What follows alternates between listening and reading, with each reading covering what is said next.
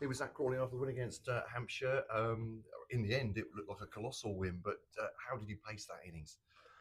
Oh, I mean, Deeps played really well, took a lot of pressure off me, and we knew that with the short side and the wind, we didn't have to panic too much when we were behind early, and we could get a couple of big overs, and that's how it turned out. So, yeah, Deeps played a really good innings there, and I just kind of stay with him, and yeah, like I said, all it was a couple of big overs, and the rest we just ticked it along. Was it a matter of keeping a nerve at certain times, though, falling behind the required rate? Yeah, absolutely. We speak here a lot with Canterbury about this. You can always get 40 off a couple of overs. You know, what I mean, you can get two big overs, and that's what happened again today. And so we always feel like we're in the game, and we probably didn't do that as well the other night against Surrey. We could have held on a little bit longer and actually taken that a bit. So to correct that mistake today and finish it off was good. While you were going at one end, Daniel was playing, I suppose, a more anchor role, but he really came to the fore in that partnership too. Yeah, we spoke in the middle a lot about guys that might suit us a little bit more than others, and so we're kind of waiting for those overs a little bit more. And yeah, we felt like we were in control of it, and he played really well. And 2 overs to go in the commentary box, I have to admit, I was thinking, well, was it 16? It was the last 2 overs, but you absolutely sorted it in the penultimate one. Was that always part of the plan, taking the over from the far from the Nackington Road end? Yeah, hitting that way to the short side is just so much easier, and it's when you're chasing nines like that, it's almost like 11s and sevens.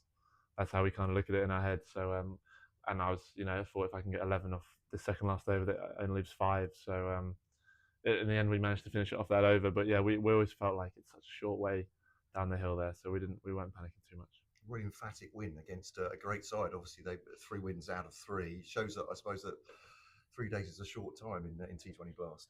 Yeah, we were really looking forward to this game. We knew they were a good side, and we had to be at our best. And I think we played a really good game. The bowlers started brilliantly, and that helps because they got a lot of top players at the top of their order. And yeah, we managed to hold them to well, they actually batted really well and got to a total that we thought was going to be quite challenging halfway, but thankfully it proved a decent wicket.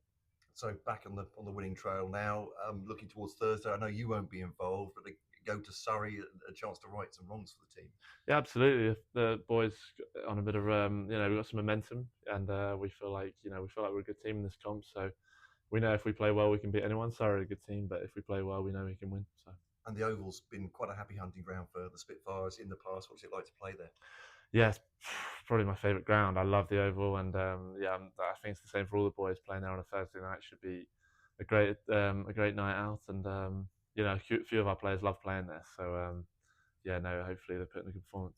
I know it's early. It's 4 games, isn't it? Out of 14. But what do you think of this side? Is there a little bit of momentum now, but the quality to go all the way, perhaps?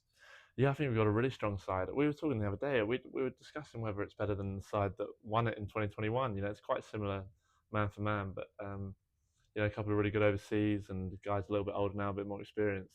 There's an argument to say it's a better team than that. So if we can put it all together, then we know we can go all the way. And playing just the 4 games with the Spitfires, is it really nice to? I mean, obviously it's nice to put in a man of the match performance, but is it good to sort of leave your legacy as you go off to England?